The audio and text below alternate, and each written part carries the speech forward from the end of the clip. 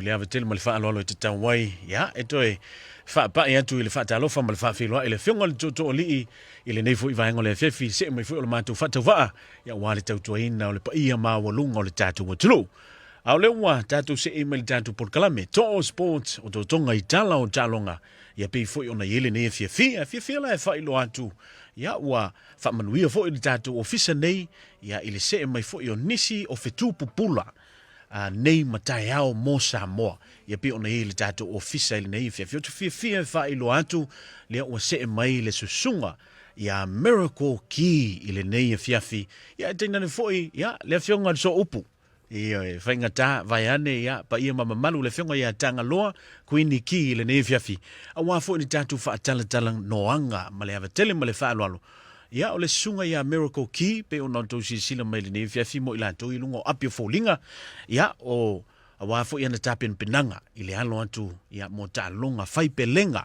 ile nei fo ia fiafi fa nau New Zealand nei au se tasi o alo Samoa mita na te tau aveina le tanga vai o le tunu ia wa fo ile super heavyweight division ia ile World Games o le alo atu ai Engelani ia ile masina o September ai tatu te le ia lulo la le dei fiafi ia tau lavona matu afiatu e fa malo ia wa fo ile se mai o lo lua sa se lua ia ma fa filo ai fo ile fio ile sila tapu ai male sila mai mo le tunu malo so fo manui ai ilo avion so fo manui ma langi mal tu la nei fiafi tai le to ma wor nei ava no ta to te filo ai fo lungo le ia vinga i fo ile to fa filo e to fo ile so ta to no Samoa ni so la to o lo o mata mai fa ta lo fa ma fa filo ia tu ia ile so fo Yesu nei fiafi ia malo le so fo manuia fo ila o fionga tanga loa ia fa tai fo ile fio mai matal mai o au ia wa fo tatu maftanga le nei fiafi warm Pacific greetings ila o fionga ia se uso talo fauso. Thank you for the opportunity. Thank you to PMN Samoa for having me out there. Thank you. It's a pleasure for us to have you on board. Se taimi ona whailo leo nisi o vaenga. Ala o fionga tangalo. Ala se atule ni vaenga mua lava. Se e whailo ia lau sunga miracle. Whailo lo suafa atoa. Ia fia fo ni o tausanga. Ia o hafo ni ala fanga e te a fio mai ei. Whambol mole ale se lo tato por kalam. Talofa lo ingoa miracle key. Losu fao tausanga. My parents Fono Tasi and Fono and Tasi ki. Mom's from Lepa Salangi Falealili. And dad's from Sangapu Vaimoso and Fali. Ma lo faftai. Ia, lo fionga tangalo. Mana ia pere si le fio le tunu o tato va se tolu nei fiafi. Ia, via le to nei fiafi. Mo te fo le nga faftai lo songa foi. To ia mo nei fo ia no. Ia o te lo ia. O nei o lono fa ia. Ele mato whanau ia. To suta se lau ia mato whanau ia. Faftai le to ia. Maua fo nei avanoa fo ia. Tātou te whaasoe, awa fo i tampin penana fo i le uso. Ia, le awa sauno atu fo i le uso ia mrako ia. O una na yo matua ia. Whawhelo atu fo i seo matou tina po mai mua mai. Ia, ia le tua ia o seo matou tama ia o whailangi o ngawholango ia. Tu malo ia. Whaftai le tua ia. O lo o maua pēr seo matou tina le. So i fo manuia. Malo faftai la o fionga tanga loa ia tu sai fo imale fa i loa ina ia o tulanga fo ia i le tapo inga ia mese o mo mitinga matua yo moni lava wo fa ilangi le tulinga si ale tama ia ai o lo langona ina pea no na si fonga te don lava i tapenanga ia ale uso la titi le sunga ia miracle since when did you know about boxing? I've been boxing since 14. And it's been over 10 years since I've been in the sport, and my dad introduced me to the sport. So yeah, been boxing since then. Wow, that is a very long time, and especially you journey together with the old man, and missing him now that he's gone, but always in the prisons, always here with you. with your preparations and everything. Now, you are at this stage now with your boxing career, right? Of course, with the preparations next in September, going on to the next journey. Such a high milestone now, shifting the game up there. For you, being interested in the game of boxing, such a dangerous game too. Why did you choose to go down this path? You know, many kids growing up, rugby, volley, basketball, netball. Is it something that you have seen? Is it the old man? Any history behind it? Or you've always loved watching boxing and you want to be part of the boxing world? Growing up, I played footy from a young age. But I think my old man thought I wasn't good enough. So I transitioned to boxing. And I fell in love with the sport and continued from there. Mane. Lo fionga tanga lo. Ya wai atu fo isisi tu lo so le titi tu lo va fonga le tunu. Ile o lo tup tup wa ile fo uto mol ma winda me alo fa le tu. I tono si o to ainga. Le ase la ngona ya te o e fa le uso matua. Fo ile le wai ya o ya va ya ko la I to tono le o le mai tu lo va fonga le tunu. I so la ngona ma so ta o fi fa uso matua. Ile mai ta winda fo ile tup tup wa e o le uso le titi ile talini o le fusuanga. Ia o le whaktai fwoi mo le whakasili ia. O te loa ia, o se langona, o le langona mita mita. Ai whaktai le atua i le ola marmalosi, le maua e ia. E whaktau nui nai le mana onga siona tamaa. Ai me se fwoi ia, se o mātuti nā tapua inga, me se fwoi le ainga. Ia o se langona ia, langona fia ma le mita mita ia. Ai o le loto ia o ia tu mau pervi inga i le atua o no nei whaanga tama lewa ta alo e foi le uso lai diti ia ma tau i o le tapua ma talo ia waona ta longa mona whaanga tama lo alo atuai Mana ia whawhitai. O lea sa I tatu I Samoa I se taimi le mawai atu, le mamaunte le atu. Ia wa fo ile alo tu fo ile uso le titi mo ta penanga. Ia se I au mai se whanonga. Ia vali mai se ata fo ile wan si le fia le atu no. I ta penanga. Before we get to Samoa, what was the preparations? What is the journey like for you before you head over to Samoa with an opportunity to be representing Samoa to the World Games coming up? So I was given this opportunity back in 2023 before my dad passed away. So in the month that my dad passed away, we're planning to head over to Samoa. So I was grateful for the opportunity to have the opportunity again and to get selected to go over to Samoa. But as I was preparing to go to Samoa, as always, training camps hard. I was preparing myself mentally, physically, and also spiritually. And glory to God that everything went successful and as we planned, and thank God. Mana ia tanga loa o le sa tu Samoa le tapenanga le uso nei le ase va ia falling va ia fo I wa le fengo fi ni me wa le ngata o pasisi o se le ni meno no foi ia o tau mafutanga ia me se foi o le sa mol mawat sa malanga o malo to wai ia I tapen penanga ia I lo auto foi ia inga to lo fa fonga le tina lo tapo mi fanua ia auto tapenanga ia le nei umisa auto fofo ina le anga e tu le Samoa o dei lo ia mato tapen penanga Samoa ele I ia ele I faingo fie fo ia o tupe fo ia fa nga yo I me uma ana whaftai le tuana lava fa so I lea taimi ia awa fo tapen penanga ia o Samoa ia o se atanu e matanofi waka fie fo ia Samoa la kau aku fo Samoa ia mana ia Samoa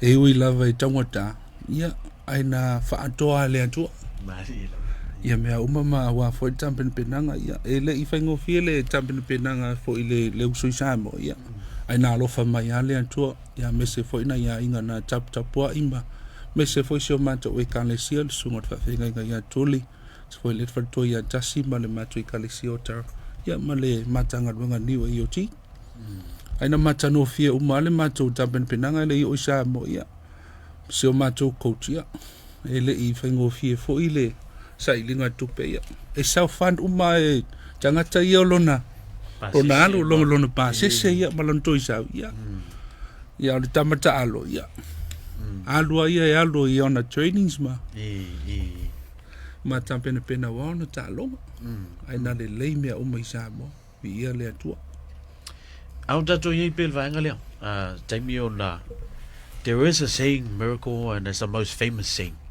it takes a village to raise a child o se tapenanga o se whanau po se alo e whaasino i sisila e mana o mia le lango ma le opongi le tunu ia ma le ainga tutele for you with all those preparations seeing your family your circle behind you to take you to Samoa for this special event that recently just completed.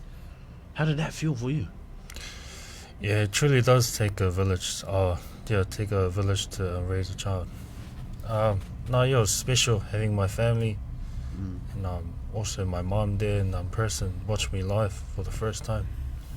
But also quite sad that my old man wasn't there to witness all of this. But I was glad that my mom and my siblings were there to witness this, also my little sister. But yeah, it was good. The journey's been good. But yeah, just grateful and thankful for the opportunity to go over to Samoa and rep our country on the world stage. O ila lea sa ia le tamurisanga lea sa ia Samoa. O le ale sini o fa moe lea sa ia Samoa lea sa o tō malanga tu ila o fionga tangaloa. Ia ole auna mat fa moe ole so o se alo sa moe representinga ia Samoa ile World Boxing Championship ia ole tamaititi la pole ali e Iulai mai ia o ia le representinga Samoa e pe ole auna mat fa moe nga ole o la ko trials i Samoa e tō fia ni nisi alo le tunu usa tō va il fa moe lea sa awai e le sunga ia Miracle. O te lo le au talo nei New Zealand pe tō se fulu montupu ia la tō na tau va ia awa fo ise se la tō abano ia e representinga Samoa. Mano, whawhitai.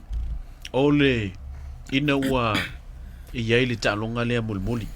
Lea sa whaalau ilo champini o le sunga ia Miracle. How did you, with all this hard work, all this hard mahi you've been doing with the past few months and many fights, how many fights have you had so far, Miracle? I've had 23 fights so far in my career. And 2 losses, yeah. Wow. And since you were born here in New Zealand, to tele tangata ia fia le mata mai nem fight tala mai te mini to load va vonga le tuno. Fena ya onga in New Zealand. Oh, yeah, I was schooled at Sir Edmund Hillary primary and intermediate, and then finished off at Pepto High School. Oi, ele ina o ka meki o tara ka meki son. Ioi, langa ele ka ko faru penga vo ile ali la sunga Miracle from you o tara le home of the brave. Mo yo malai o toa. Ia le ala e ke su mai lo sunga. Ia le ga o e fo yo le sikwa. Le o langi o tara. Ai fa ftai. Ele o ke pasika o tara ia le ko le fa ftai o le e fa o ngani taleni. Ia na au na mai ele tuai ia ile uso fo ia Miracle. Right now, yeah, which club are where we are right now, the training, where's the basis, the coaches, who's behind you now with your preparations, the next step? My coaches Salvador and Jane. Jane is my nutritionist and Salvador is my coach.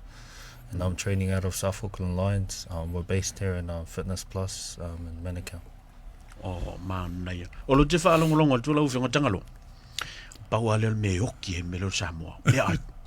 O le fo ye mo le fa ya onga fa mea ai le lilio.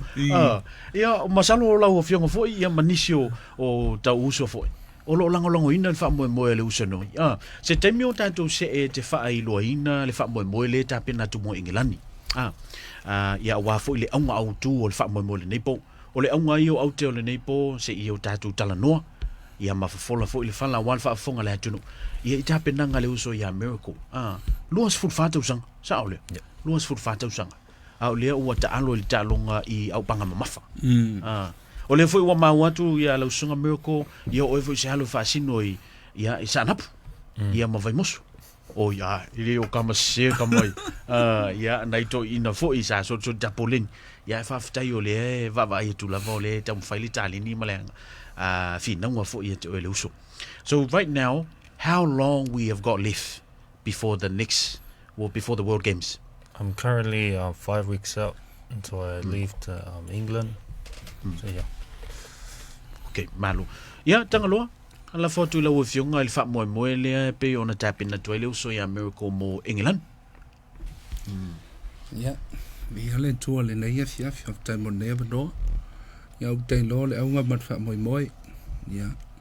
U tai lo ya. So da to nu pe lo Samoa. Ya. Tupu mai o le tunu. Ya ngata fo ile ya. So ngai fa fia nga mo la tu fanto.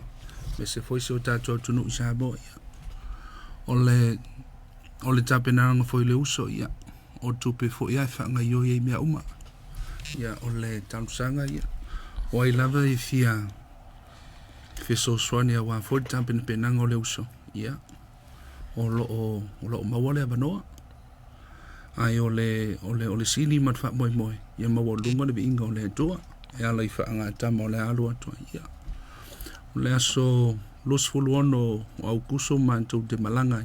Tolu lava ya so manto te malanga ia o ta longa ia o ngai UK I Liverpool o la fa tau nu o nei fa moi ia a wa fo ia ta longa fo le uso ia Merkel ia o le tu lalo fo I so ta tau tunu Samoa ia o le champion penanga ia ta pena tamata alo yo le lona pasese ia matulanga fa pena ia aya e fia so swani ia tu uan faita leo tangata ia ai pei o se o le talato foi na le so tanto tunu sabo ata foi leo na yo tanto tu asina sina lo mafuta mai fo ia so mai fa fia nga mo la tu fantua ia me se foi le malu fo yo tupu mai o le tunu tai Ba lo fa tai lo fionga tanga lo le wa a manino tulanga ia pe ona e fa I lo fo e wa feng malanga tu I England. Ya mo le fa mo le uso le titi a miracle vai anele. Ya a fa sa mo le ngo le so fo le ile mo te mafuta tu lo ya o va venga. Ya wa fo ile mai mo mai le tunu. Ya ilana tapendanga wo ye. O lo ilungo tatu peng te fa ilangi lungo api folinga ya sila mai mo fo ile tunu le tatu link ya wafu isau foai mo le tapendanga le sunga ya vavenga po le sunga ya miracle key le nefia fi give a little .co.nz na ile tatu link le fa pi ya tu tatu fa tatanonga le nei ya wasau sau fe so soani ma sau foai talia ma le nganga mawalalo ya wala val tawatina ina taleni alu mfana o le tatu tunu ele fengofi le tatu mo le mawina lava I meneo tawo le soifuanga o tatu ye ne New Zealand ai Michela le la malanga tu UK awo ngalu o mo UK te mole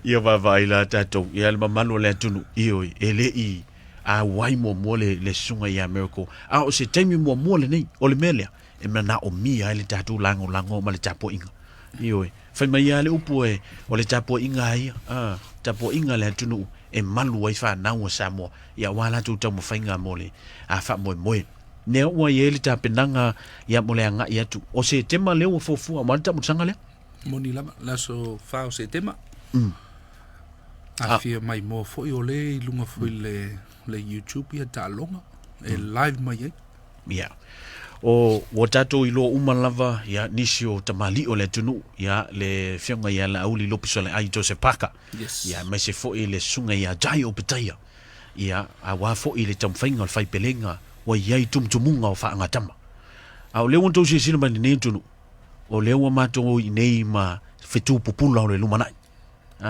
ya wa fo ile nei au panga mama ano sunga mioko ele ya se au panga ki fia fusu heavyweight le ka ko panga mamafa who's your idol shall I ask you in boxing I look up to Joseph Parker because I also want to do the same, go through the same pathway and putting Samoa on the world stage, and I guess this is the start of it. And follow his journey and him enjoy. They've done so much for Samoa, so I'd want to do the same for Samoa as well. O tulo ia tapo inga lomtua. Ia tulo fo I wa failangi le folaunga dama. You're grounded in your faith. Your journey is such something different from everybody else. Olai leo langa fa Samoa. Ia I miss fo I o le halo o fa finga. Sunga le fifia. How is that with you? You know, you've got boys, of course, you've got friends who enjoy life as youth, teenagers, but your surrounding, how is that with you and this career you're pursuing in boxing? My upbringing has played a big part in my life, also my boxing journey.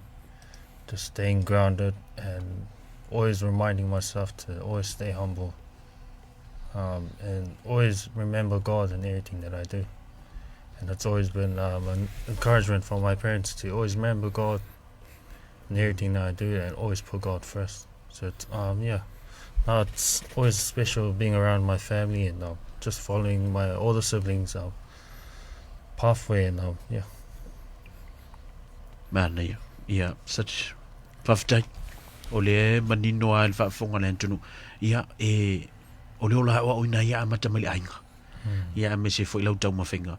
Ia lau sunga tangaloa. Wa te loa ia ke lo kau me foi pele. O kau me foi pele.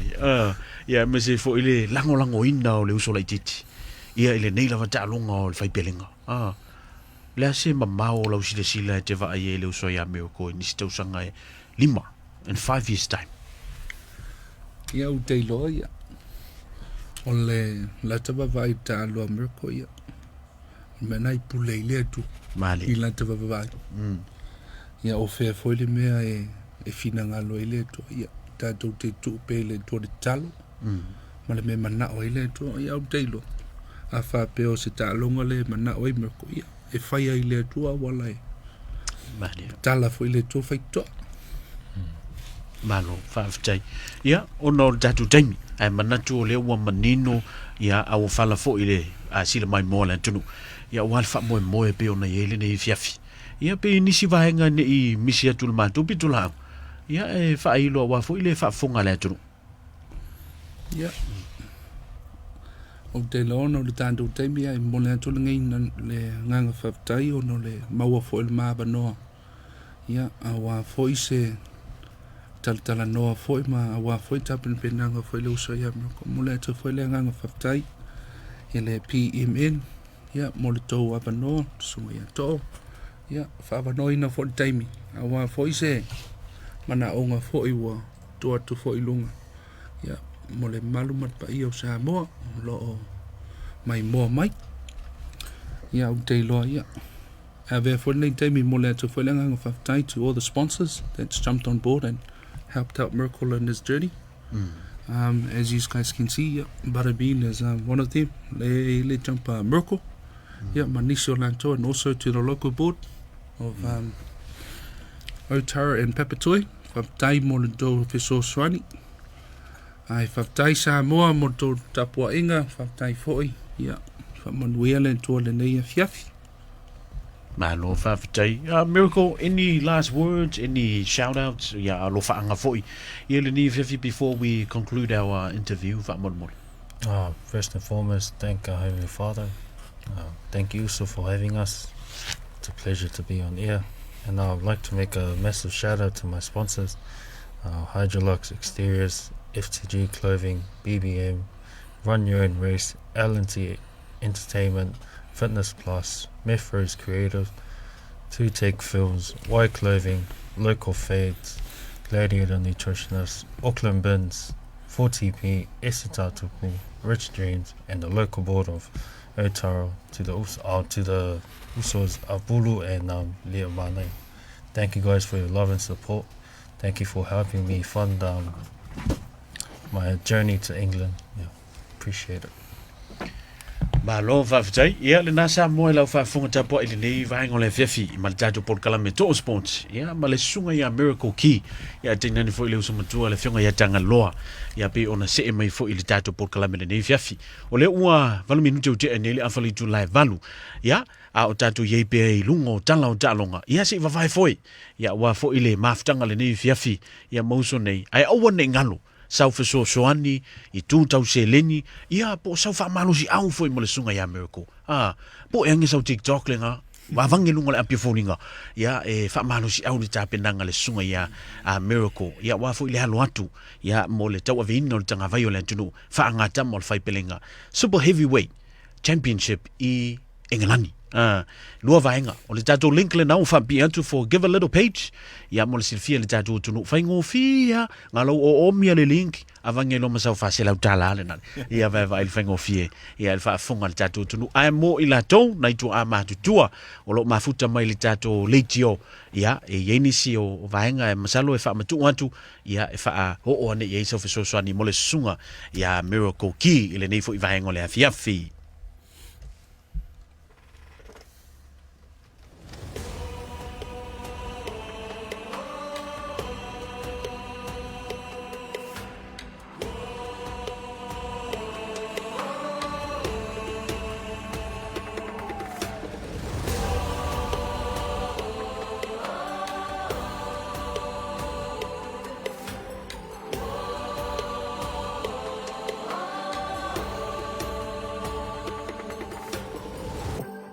Take a look at myself. Where am I? I'm in a whole new world and I'm flooded by the lights. It's just me by myself. I will never die. This is my place, my zone, my own world. I'm gonna learn to fly. I can feel the music running through my veins. I'm on center stage. I'm on center stage. When you feel the spotlight warmth upon your face, I'm on center stage. I'm on center stage. Fili fili oe le taua e te taua le au penga e te malo ai masa ili se papa maua e te tua mama mau e lauva ai a upu ia oe e tangata ia whanga tonu pea le malama awa le tautai mata pala pala e asa uno ma se fata mala.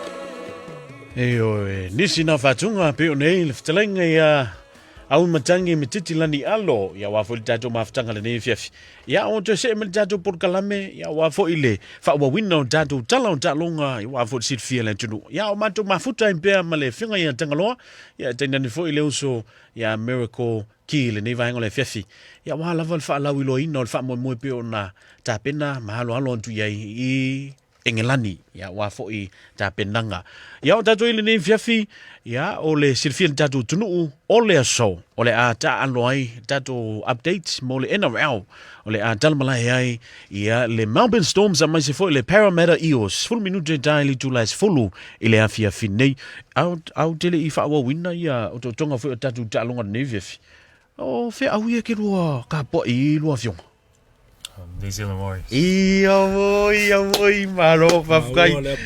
Apta wasa. Mangaya. Ai ala sunga tangalo. Apta was. Io. O feeling ro kapo State of Origin. State of Origin or South. Queensland. O ro malanti le fa so sa ngole apio folinga manaya io New South. Ya me se fo tato la kapiliki. La se ro si sila I talonga Warriors na mai atu va son teni. Yeah, okay. Pena mo se va noi mata ile tato tamfinga for tato Warriors. Yeah, I think we came short on that game. Simple mistakes, huh? They cost us the game. Ioi, tato fa ile upu fo ile masania ya. Ko oso fo la. Also, voilela. Mana ya ole aso ya pe ono fa ilo atu Melbourne Storms. La so taiao la talamalai le Dolphin male Warriors. O fiele ye fiengi ai malor kako Warriors kako mo ya miracle la so score na wa ye tato New Zealand Warriors versus the Dolphins. I think it will be a close game. Yeah. Score. Le la fa mau le score sunga ya miracle wa ka laki or ka mafusu ka laki. Le ska score na ma fo wina la sunga miracle ne jefi. 12-18 Warriors. 12-18 to the Warriors. Yeah. I facing a tough killer out there Dolphins. Alo vinga tangalo. Ole au Dolphins fai la singa tough ole au. Ole au ftoa ile bantu fa tasi ole sau ole au le sau. I ole au foi ole au se wa tali. Oh. A fa peranga ke maka e pingi go le Warriors guy au. Sa ole le sau no nga le finga ya tangalo. Ole au le Dolphins le fatamala ya sis. O le foi isu yo tato to Samoa le au le Dolphins pe le sunga ya hama. Tausia ka le toni to. Ai mau sama no to. Sau e fai ska. Ya mau singa fa popong singa di makaranga le skupes kama America ko au. Io o le Dolphins mal New Zealand Warriors le la unta auto le score le sunga ya Miracle Navy ai ar ka score la sunga wa or e wala me fa fing tai la feeling al porne e fa yo la Warriors ya le au tamiti e la ta alo mal Warriors la ska score Navy Tolus follow the Warriors ele follow luale Dolphins. Ya moi. Ola se loco que le ngai tanga lo fa betai. Ya, ole so ta ya fo yo la ta alo ile fulu ta ya. Ya le dato Raptors a mais fo le Broncos. Ile afia ta ya. Aso tona I ba Madrid so fo mleola limba le afia. Ole ta alo ile Panthers male Titans. Ya, ona so tu le mata longa le afli tu la fitu. Ya ole ta longa le va le Canberra Raiders. Ya mais fo ile Dragons. Ona taulunga lola ia le aso sa o I le aso tonai taulunga I taulunga le aso tonai lea I le vale o le Manly Sea Eagles ma le Sydney Roosters o le sa e sa noa lau sunga Miracle sa e taalu lakpi lale lakpi liki polo lakpi uni League. I played for Peptoy Panthers and Otawa o Scorpions. Otawa Scorpions o fea wa ka ko kala pun ngai vai ka u lau sunga Miracle Wa facing ali ka kiri ko fa no le Ottawa Scorpions e no polo wa fiska ko au kirikiki wa si ha tu fa no ina Ottawa Scorpions o yo lela sa ile premier side al kalapula No. For juniors. Okay since you grew up yeah man ya 5 day ole talonga la sa ole ta alo ile au malosi le ne le Bulldogs le fo uto se mai fa ile fiafi ta alo le Bulldogs male West Tigers ile talonga so ele minute te eliono o le Cowboys male Sharks ona tawalunga lo le talonga le neva yaso ile tapmo sanga luas fo madolu le ne wonta to yai ile talonga le va le Broncos sorry ia o le Bronx o ile o talonga na le le ka ko skip ye ko vai so nge o vai so fo o talonga le vai so lona luas fu malua i le Cowboys ma le Sharks i le nei fo i vai so pe ona yai talonga ina ya talonga le nei fiafi mo le sifia tatu tunu pe ona yai i Samoa le tatu manusina fai malanga tu foi ya wale talonga ina o fa mo ngal sa ilinga se leni ya pe ona yai fo i le fa mo le aso tona i nei o le ai se fa mo ale tato manusina ono ta pena ile so ngase leni foi lango ina alo ta mai tai o Samoa awa le World Cup o le nei tau sanga e fa tino le ale masina fo i Engelani pe ona yai South Time ma o tato fa poponga julanga ia lua fiongo le sai ni tato man Samoa sa lua mata le tato talunga le sai Scotland le sa fa tino ino malanga man tato man Samoa lo vai sta loi no kero au yo kere imaka ngo fainga lunga pu o ia sa langa lo sunga sifpo any Samoan rugby players that you look up to Miracle anyone that comes to mind that you would know once we speak of Samoa this is your guy I think Michael Jones son up and coming yes Kamalo Nico man up and coming of course like yourself there's a few up and coming players for the Samoa this time round. There's about 9 debutants that was on that weekend.